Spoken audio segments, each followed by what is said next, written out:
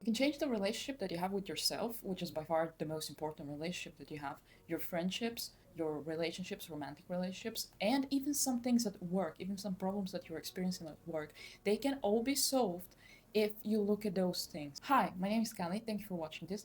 Today I want to talk about parenting styles, how they affect us, why they're so important, and how we can actually undo all the damage that they've done to us. You have four parenting styles. The first one is authoritative, the second one is authoritarian, then you have permissive, which is basically a compensation for the authoritarian one, and then you have the neglectful one.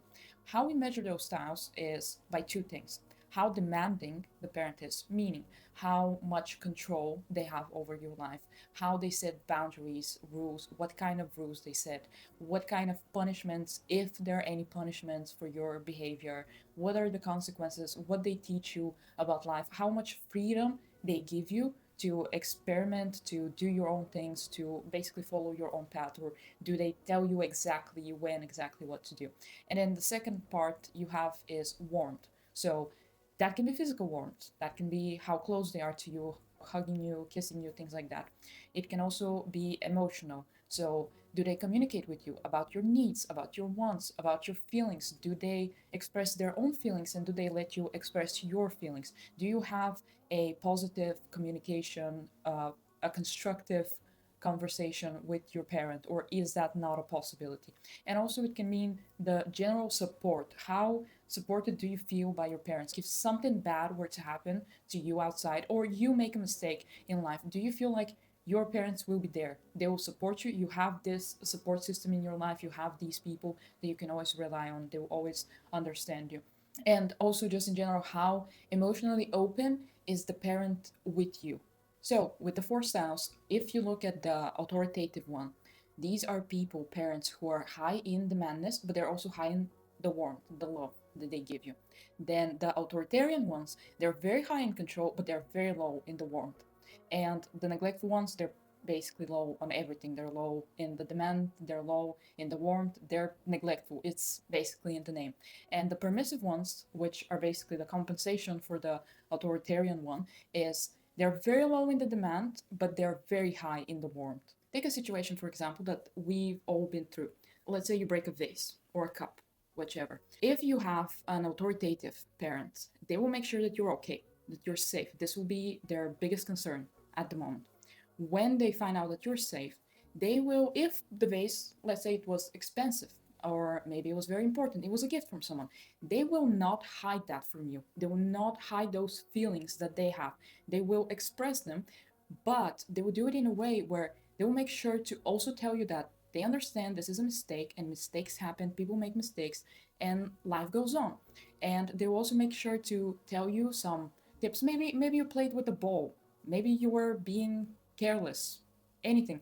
They will make sure that you know how to avoid that in the future, how to avoid that mistake. They will make sure to tell you, to show you how your actions have consequences, and those consequences are easily predictable. So next time we can predict what not to do so we don't break the vase. They will also help you clean up, and they will make sure that you are held accountable for the mistake, so you will participate in the cleaning process. Or maybe they can also make it sort of like a game. Let's say the vase is $20. They can say, okay, now here is a list of things that you're going to do in the coming week, and this way you repay me for the vase. So that way you learn, if you make a mistake, that there will be some consequences and you have to work to fix your life, to fix things. If you take the authoritarian parent, however, things become not very good. You will break the vase. If the parent is not in the room, your first reaction will be, is there any possibility for me to hide this? I don't want them to know. I don't want what is coming next, because their reaction is not an appropriate one for the vase. When they find out, they will scream at you. They will yell at you. They will call you names. They will say that you're dumb. They will ask you if you're not ashamed. They usually use a lot of guilt. They are trying to make you feel guilty for basically everything, for just existing, for just being a kid, for having feelings, for moving around. And yeah, they will make sure that you're safe, right? In most cases, but they will be very, very, very angry. They will have this exaggerated reaction, and the consequences, they are not going to be proportionate. They're not going to be the same as you help them clean up, or like I said with the game, like they actually make a game where you can repay for that thing. No, they will say something like, okay, no phone for a week, no TV for a week, or you're grounded, you can't go outside. Which, this is not fair. This is not fair. A kid breaking a vase, breaking a cup, that happens all the time. Not just with kids, everybody breaks things. And this isn't a correct way to teach the kid. So, what the kid ends up understanding is, first of all, I better lie. I better try to hide things because I'm scared of this reaction. It's better when you do something bad to try to hide it. Second, if people find out what I've done, then I'm the worst. I am stupid, I'm not good for anything, and people, because the parent is not saying, well, you were not careful, that's why you broke the vase, or you were playing with a toy inside with a ball or something like that. They're basically telling you, no, you're dumb. That is why you broke the vase. You are, how can you be like that? Why do you always do this? You just feel like this, there's some error in you, there's some error in your code. So that makes you grow up feeling like you can never do anything right, anything correctly. You can always make a mistake at any point, and that mistake can be just so big, like a catastrophe. It can ruin the day, the relationship that you have with someone. It can ruin their mood. They will no longer tolerate you or love you or something like that. You start to internalize that, like you're at fault for basically surviving, and people are not going to love you unconditionally. Love is conditional. You will be loved only when you're good, only when you're following what the parent wants from you, and therefore when you grow up, what the people from you want, what at your workplace, your partner, your friends. If you take a permissive parent, for example, which, like I said, it's a compensation, they will be very high in warmth. So you break the vase. Now, there should be, they should say something. They should make you aware that this wasn't a good thing, that you should have been more careful, something like that. But these type of parents, they're sort of scared of their kid, they're scared of setting boundaries. They actually don't know how to, in a healthy way, set boundaries. And what they're basically going to do is they will just fix everything for you. They'll fix everything to you. They'll make sure that you're fine, that you're safe.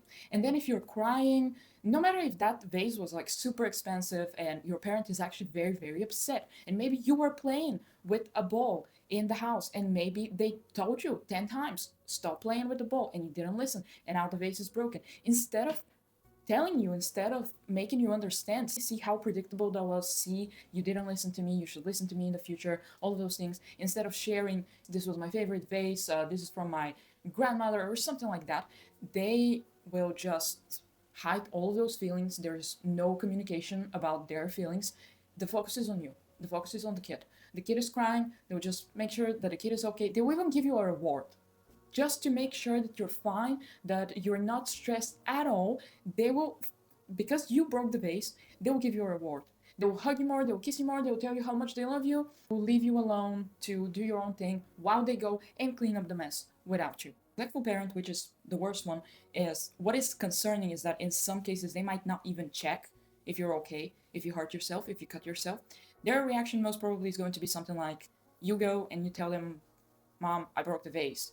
And they would just be like, okay, well, clean it up. Why are you bothering me with this? They are so, they just neglect the kid. They're not communicating with the kid. They're not, it's like they don't care about the existence of the kid. That is not always the case, by the way. It's not every neglectful parent isn't a parent who doesn't care about their kid, doesn't love their kid, or anything like that. Some of them are just incapable of showing that. They do not know how to communicate, they do not know how to express their feelings, and it's not just to their kid, it is basically with everyone and with themselves too. But yeah, that is the worst situation, because the kid basically, what they understand is, whatever happens, I'm alone. Whatever happens, I am just alone. I need to figure things out on my own. I am left. I have no one. No one supports me. No one will guide me. If I make a mistake, I have to fix it. If I don't make a mistake, that also doesn't matter. There's no one to really support me, to congratulate me. Just no one cares what I do, and I have to figure out everything on my own. I forgot to say about the permissive. What that does in the future is, you basically have a kid that grows up to be spoiled, a spoiled adult. What they think about the world is that someone will fix it. I'm not going to fix it, but things always magically got fixed. So I guess they will get fixed. So this makes people who they're not good at being disciplined, they're not good at being accountable for their actions. Sort of, they're so used to their problems going away that when they grow older, they kind of expect that to continue. Whatever they do, they don't want to take accountability, and they're just hoping like, no, things will go away and people will forgive me and everything will be fine, and I don't need to think about stuff. I don't need to help people. I don't need to apologize. It's a very interesting thing. It's a very, the outlook that that shapes for you just living. Like, for example, if you have the good type of parent, the only good type of parent, you, when you grow up, because of how they treated you, because of all the love, the respect, the communication, you are basically a well-rounded individual, what they say. You know how to communicate, you are confident, you are capable, you're intelligent, you know how to have even conflicts, how to have arguments, how to argue for your points, how to have productive conversations with people. You feel supported, you feel free to experiment, but you also are aware of all the rules of the culture, of morals, ethics. You have everything, you have the toolkit for the world. And basically what your outlook is, yeah, I am a human and things are in my control. Life is in my hands. What I do, I can predict the consequences. I can choose my own path and I know what is wrong, what is right. I know when things could go wrong, and when they go wrong, I know how to handle them. But if you have an authoritarian parent, for example, you sort of start to feel like life is this hostile bad thing. Everything, everyone is against you. You have no chance. You have no chance. You basically have no luck. There is nothing that you can do. There is some evil force outside that will always make sure that bad things happen to you. So it doesn't matter if you try, if you don't try. You do have that sort of drive to try because of how your parents raised you. They had very high standards, so you do learn to be sort of a workaholic, a perfectionist. You're always trying to chase that success, because when you are being useful to your parents, when you are making them proud, this is the only time when they were actually nice to you, when they would spend time with you, and like when you were of service to them, basically. And that teaches you that love is conditional. So when you grow up, this is what you're trying, and you desperately want life to work out. You basically want life to smile at you, but you know that it's very hard, and you know that it's not a clear path. There is not a guide. There is not something specific you can do. There are not steps. It is more like based on luck. You're unlucky, but maybe one day, if you work hard enough, if you do something very much, if you grind a lot, maybe one day things will get better. But you don't feel in control. You just feel like maybe one day you will please the gods and they will let you have your cake. With permissive ones, it's basically what I said. Life, life is good. Life is good. Good things happen, and you'll somehow figure it out. And that can lead you in very, very bad places in life if you're not very careful. I think you've all seen people who are awful, awful people. You're wondering what is happening. Why did no one tell them that they're not acting the way that a human should act? They're being awful, and they're making such just reckless, careless things.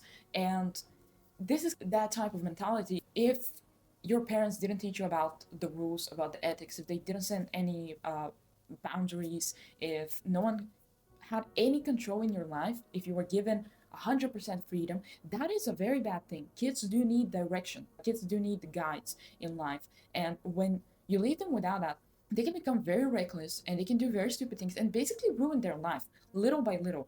But they do still have that, like they rely on the fact that no, someone will fix that. Someone will fix that.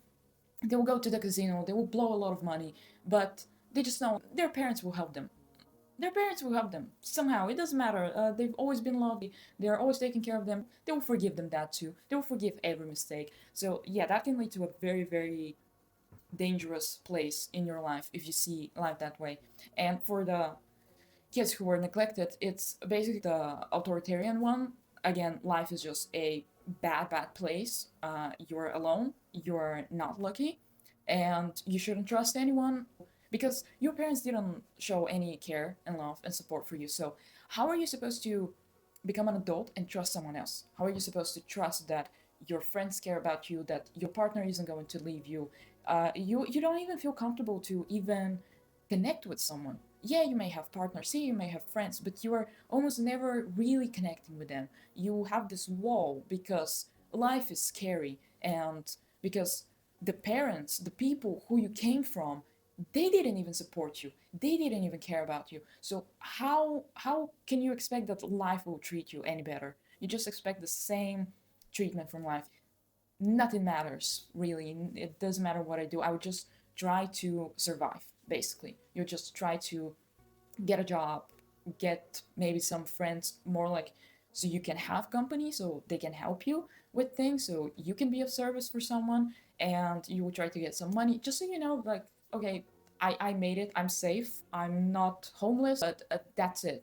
Otherwise, you don't feel comfortable really being chasing your dreams, doing something different, experimenting, opening up, wearing your heart on your sleeve. That is a nightmare. The worst thing for all of this is that these things become a cycle. So let's take, for example, if you have neglectful parents. Like I said, when you grow up, you have this wall. You don't want to let anyone close. You don't trust people. You don't feel loved. You don't feel like you're worth it. You don't feel like you're good enough because your parents didn't listen to you. They didn't care about your life. You have that type of parents where they don't even know who your friends are, what your grades are, if you're home that day, if you slept somewhere else, they don't know anything about your life. So basically, when you grow up, you act like that too. You are so scared to even try to build a connection with someone. So you just have this wall and you're just surviving. And what happens is, let's say you get some friends, you find a partner. These people are going to love you. These people are going to want to be loved by you too. And they're going to try to get close to you. They're trying to get your attention. They're trying to talk with you, to be vulnerable with you, to build a life with you. You're going to be there. You're going to be a friend. You're going to be a partner. You're going to be there, present, but you're not going to connect with them. And they're always going to feel that. And they're always going to wonder, like, what is there something wrong with me? Am I doing something incorrectly? What can I do to make them open up? Do they just not love me? Or is that just what they're capable of?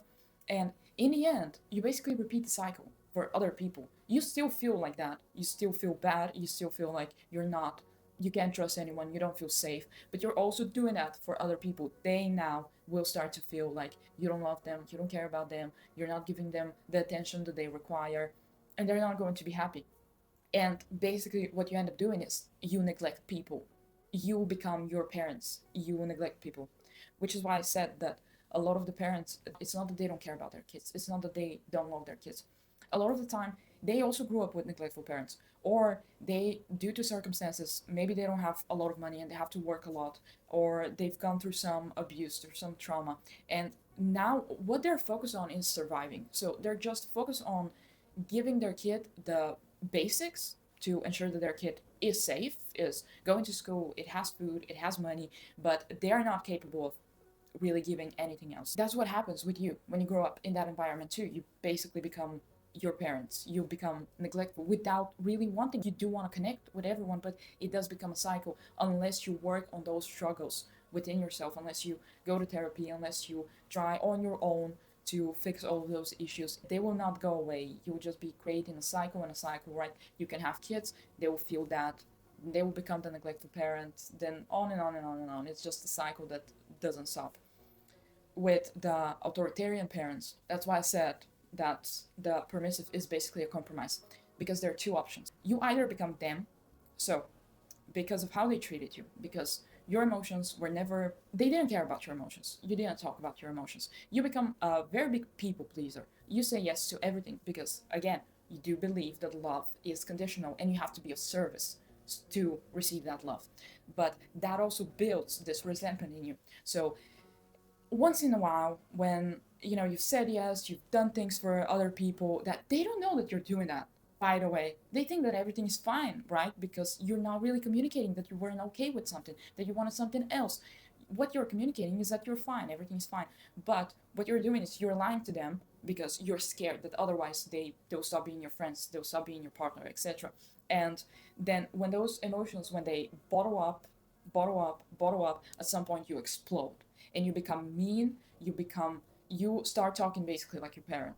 You think that this person is sort of like your enemy and you become very aggressive towards them. They did that to you. All of those feelings, all of those bad things, they are the reason for those things. And you become like a ticking time bomb in a way. So the people you have around you, your friends, your partner, whoever it is, your kid, they start walking on eggshells around you. They don't know which version of you they're going to get. They don't know if today you'll be happy. They don't know if something very small will happen and that will just make you explode again. And you're not good at communicating your feelings, your needs, so you don't know actually how to build strong, long-lasting friendships. And you're also, most of the time you have like an anxious attachment, so because you really want love, you really really really want love, so you are basically, you're very clingy, you're around the people that you love a lot, you want to be around them all the time, you want to talk all the time, you want to text them all the time, all those things, just like with your parents. When you were of service to them, you want to replicate that moment all the time, all the time, because you're scared that as soon as they leave, meaning they just go out with someone else, or they they want to go to bed earlier, they don't want to spend one more hour with you or something like that, you feel like they're abandoning you. You feel the same way that, like, when you were of service to your parents, when you did the grocery shopping or something else, when you came back, they were nice to you for 5-10 minutes and then they went into the other room, and now you know that you lost them, you just lost them, and now you know that the next version of them, they will come and they will be pissy about something, they will be angry, they will be frustrated, they will take their anger on you, and you sort of feel like that is what's gonna happen with your friends and your relationships if they forget about you for even a second, if you're not of service, if they're just going there and living their own life without you. You feel like that's it, they don't love you anymore, they don't appreciate you as much as they should. Also, because you're a people pleaser, you'll be in the shower and you'll be texting them. You will take your phone to the shower just to make sure that you're there to reply to their messages, because you want them to feel so loved and so supported by you, so you will do that without realizing that maybe that is not the healthiest thing, right? And then when your partner is like, okay, I have to go shower, and they leave, you feel betrayed. You suddenly feel like, what? I did this for you. I was in the shower and I was texting you and you're not doing that? How dare you? That means that you don't love me. I love you more. You don't understand that you actually just don't respect yourself. You don't respect your time, your boundaries. You don't believe in the fact that you're worth it. That you don't need to go above and beyond and be available 24/7. What you're seeing in front of you is basically a person who does have boundaries, who does have a routine, who does things, and they don't need to prove their love to you 24/7. That is actually what's happening. But the way that you see it from your perspective is just, that's it, they don't love me. They don't love me. And you explode. So basically, who do you become? You become your parent. You just repeat the cycle. You become that angry, hostile thing, that presence that can come up 1 second and can be nice and okay and everything's fine, and then the next second you come and you're just exploding about something very very very small. And your partner, your friends, they will feel like you when you were a kid. They will be scared of every time they talk with you that something bad will happen. They will be scared that when you say that you're okay, maybe you're not okay, maybe you're actually hiding something and something very bad is bubbling up. They will sometimes feel like it's just better not to talk with you or not get super close to you, or maybe hide something so you don't have like a big reaction. Not really hide anything bad, but they just don't want you to explode. And that that just recreates the cycle. Or the other thing you can do, which a lot of people do, is they say, okay, I'm not going to be like my parents. I'm not going to be like my parents. I'm going to be completely something else. You're rebelling. You're trying your best to be the complete opposite. But what you're doing again is you're just repeating the cycle. And this time you're not even changing the roles. You're not the kid that then became like their parents. You're just still the kid. So what happens? You become the permissive type. You become the people pleaser again, just like in your youth, and you stay that way. And you avoid conflict at all costs. And you say yes to everything. And basically what you're doing is your parent, the person who was your parent, their role in your life, you're giving all that control now to your friends, to your partner, to your kid. They scream, no, no, no, no, no, no, please don't scream, please, everything is all right, everything is fine, mommy will support you forever, please, please, please. You may feel bad, you may want to say something, but you're just going to hide your feelings. You think that they're not worth it. No one is going to listen to them. No one is going to care. They don't matter. You're basically just being still that little kid that is so, so scared of the world. And everyone else has authority over you. Everyone else is scary. And all you want is just peace and quiet. You just want to survive. That's all you want. But yeah, you're just repeating the cycle over and over and over and over again. No matter if you tell to yourself, no, I'll be such a good parent and I'll love my kids so much and I'll break the cycle. It doesn't work like that because you were never taught how to properly set boundaries. Your parents were so controlling to you that now you're allergic to control. You feel like control is a bad thing. You feel like boundaries are a bad thing. And when you become a parent, you cannot really teach your kid that. You can't. And the kid needs that. So you will end up being a bad parent too, even though you try your best to show so much love to the kid. I've seen so many bad examples of people who had that type of parents, and they do very awful things in their life because that is just a person who is set free. They can do whatever they want with no consequences for their actions. Another example that I want to give very quickly is how that can affect your work, which basically is your life. In a way, that is how you make money, and we need money to survive. If you had a permissive parent, you do not deal well with authority because you basically didn't respect your parents like an authority figure. They were more like friends to you. So you may not be good at keeping jobs. You may not be good at school, at university, things like that, because you do not respect authority. And when you make mistakes, you're not really trying to learn from them. You think that everything will be fixed, everything will be fine, everything will pass. And that can lead you to a lot of trouble because people are not your parent. People are not going to love you unconditionally. In the real life, if you're acting like that, if you're unreliable, if people can't trust you, if you're just doing random things, sometimes you come to work, sometimes you don't come to work, and you think that everything is going to be fine. Of course, not everything is going to be fine. People are going to fire you, or people are going to dislike you, and that can lead to many troubles in the workplace, in your career, in the path that you're going to take in life. And also because of the lack of any direction from your parents, you kind of also grow up and you don't know what to do. You actually have zero idea what to do. You were given so much freedom with zero direction that you don't know. You have no idea. Everything seems like a possible path, but also no one really prepared you for any path, so you don't feel competent enough for any of it. So you would sort of just stay in one place. You will always contemplate going for something, but you know that you're not competent in it, so that will stop you from it. Or you would try to do something, but then there will be too many rules, too many demands from you, and you don't want to deal with that, so you will give up on that. Another thing, if you had the authoritarian parent, you will be a very, very hard worker, a perfectionist, a workaholic, which is unhealthy, it's an addiction.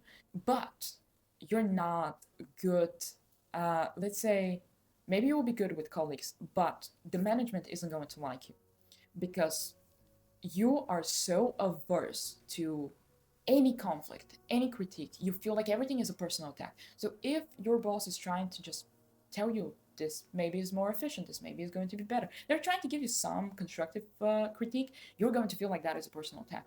You're going to feel like someone is trying to attack you and someone is trying to take your safety. It's like danger to you trying to survive in the world.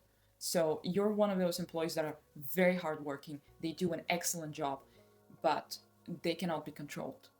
They cannot be controlled. They don't like control. They don't, if they find something that they think that it's stupid, they think this is not really efficient, I like my own way, they're just going to do that. They're not going to listen to the higher ups, for example.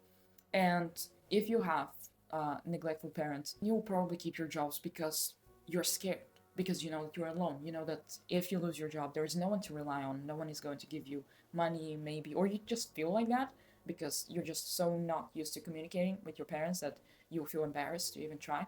And so that can also, you can stay in bad situations. You can have a job that is very bad for your mental health, maybe even physical health. You're just in a bad place and you need to quit that job, but you'll be scared to do that because at least that is giving you some stability in your life.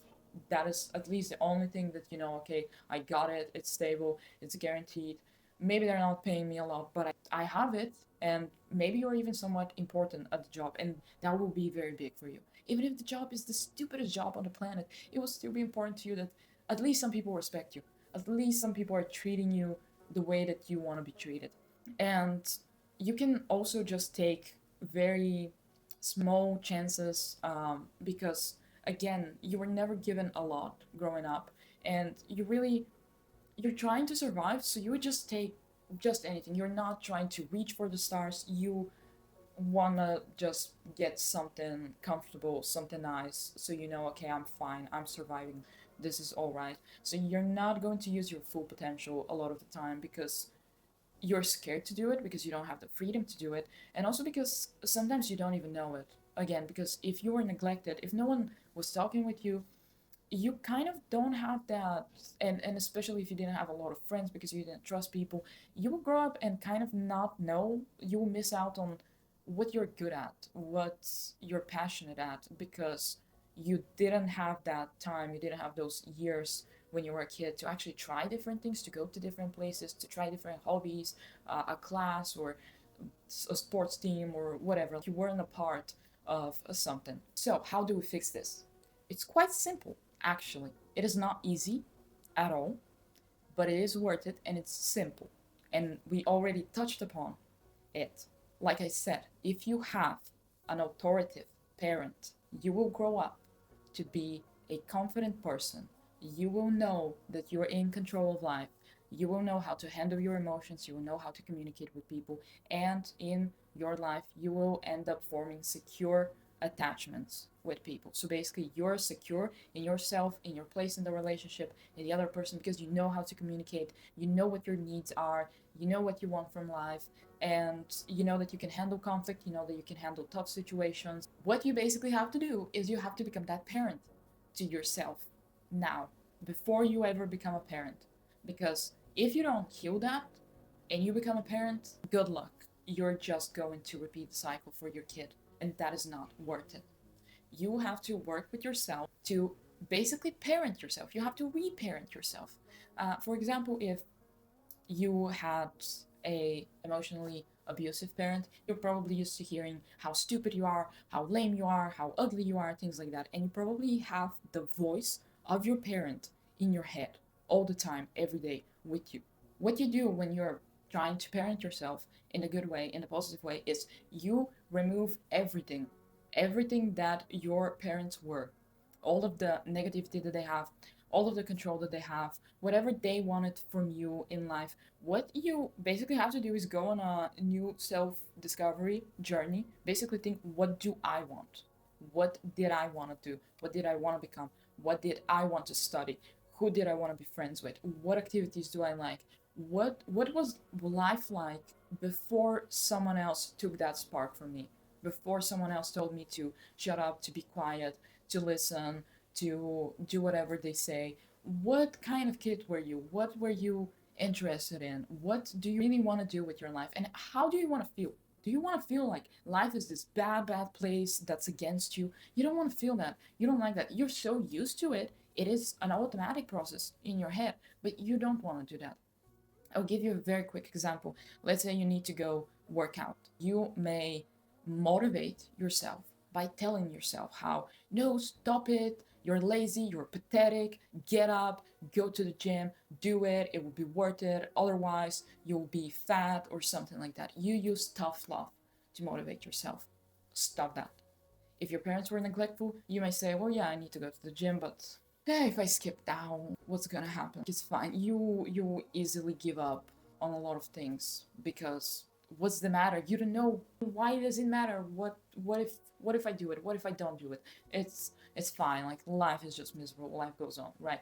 That is also not correct. And also, if you had a permissive parent, it may also be kind of loose. Well, yeah, I'm not gonna go today to the gym, but that's fine. Like, I will go some other day. But then the other day comes, and you're like, yeah, maybe no. Now I feel kind of lazy. I don't want to do it, right? If you have a good parent, now you have to be a good parent, right? So, what will that parent do in that situation? First of all, assess actually how you're feeling. Are you, when you say that you feel bad and you don't want to go to the gym, do you actually feel physically bad? If you go to work out, will you injure yourself? Will something bad happen? Are you actually physically sick? Something is wrong. If that's the case, then you need to take care of that with medicine, with whatever. But if it's just laziness, that's not really an excuse. We can do it lazy. We can do it with energy, we can do it lazy, we can do it sad, we can do it happy. That's life. It's fine if you feel lazy. It's not a big thing, it's not a giant thing, it's not something that's stopping you, it's not like a big wall and you cannot go through it. You just do it while you're lazy. And also you assess like, okay, if I don't go to the gym, what are the consequences of that? Do I like the consequence of that?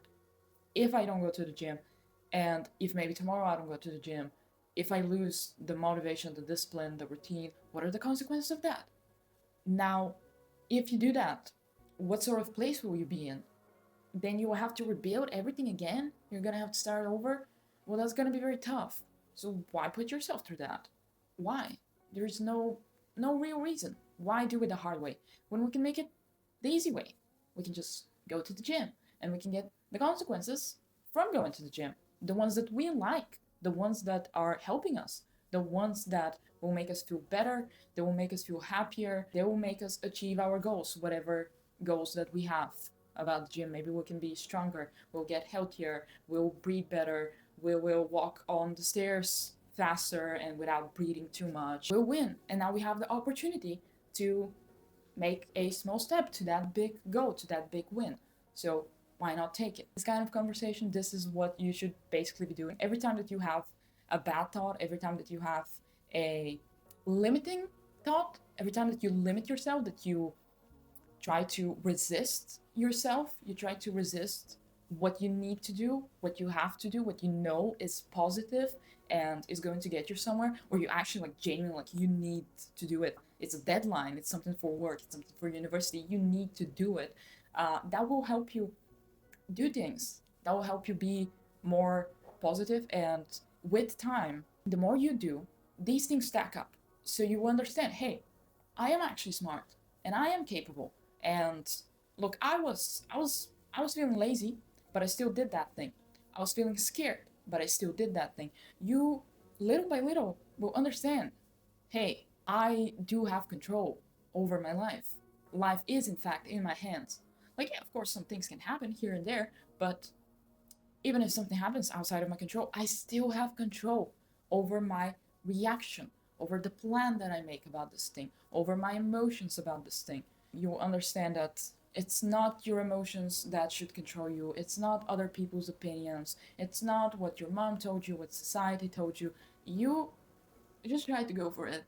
You do whatever feels right and you stack up. It's like a game. You know, when you're playing a game and the more you do something, you get experience points and then you level up your skill. Now you're at a bigger level. This is what happens. This is basically what happens if you want to look at it through that way, if that's funny for you.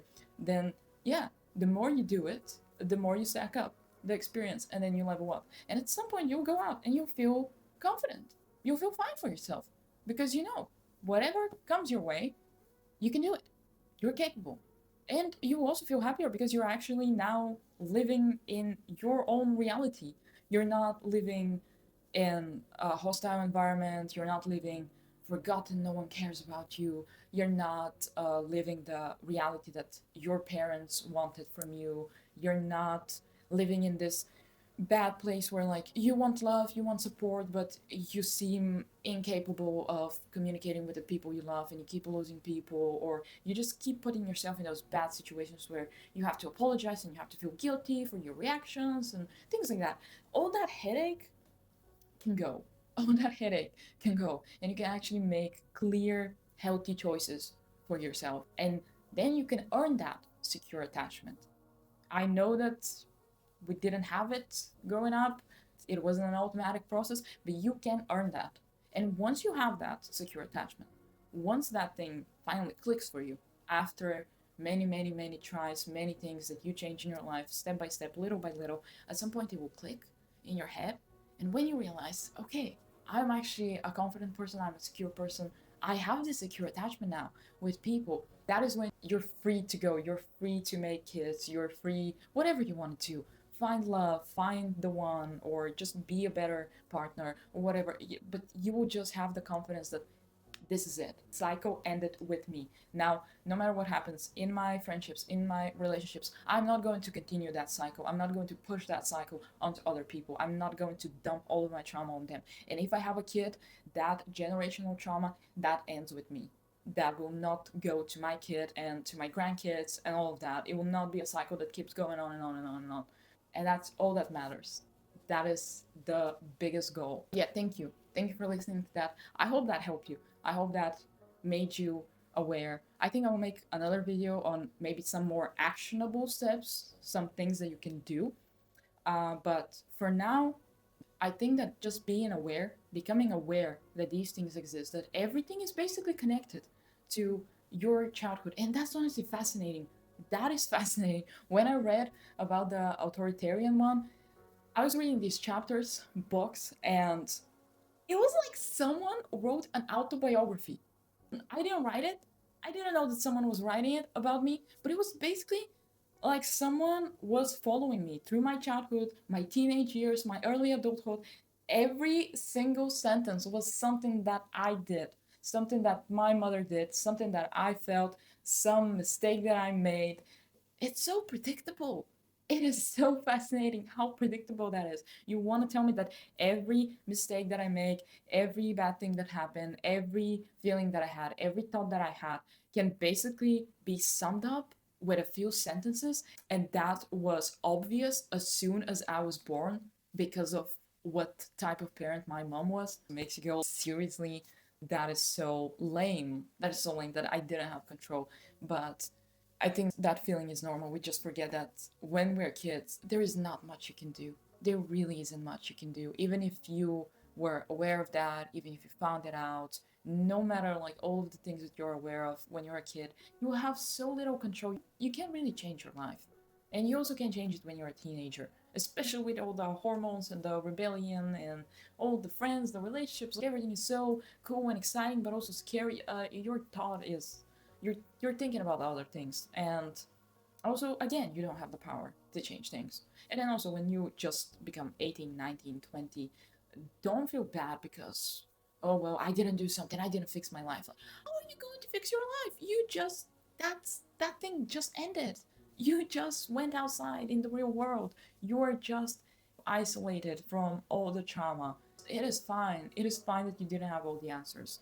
But yeah, I'll end this now. But thank you for watching this, and I hope it was helpful to you. And what I wanted to say actually was that when you become aware of that pattern, I think that really helps because you do find yourself in situations where you will say something, you're starting to get agitated and frustrated, and you're about to make a big thing out of something, and you're in the middle of it, you're going for it, and you just sort of stop yourself. You're like, wait, why am I saying all of this? I didn't mean that. I didn't actually mean that. I didn't want to make a big fuss about this. I didn't. Oh my god, logic. Oh wow, everything is fine. Why did I have that reaction? You can catch yourself in things. It's kind of funny when you do that, but that helps. The more aware you are, the more you can stop yourself. The earlier you can start stopping yourself and just be like, that's that voice, that's this attachment, that's this thing, that's anxiety, that's the depression, that's the trauma. You can just disregard it. You can understand this is not valid right now. This is not actually how I'm feeling. This is not how I want to be. This is not how I want to treat people. This is not how I want the night to go. These are my fears and my anxieties speaking, and I should just ignore them. I shouldn't feed them, because if I stop feeding them, then they will also see that everything's fine. We don't need to make a fuss. We don't need to get into a conflict. Thank you for watching this. I hope I helped you, and I will see you in the next one. Have a nice day and stay safe.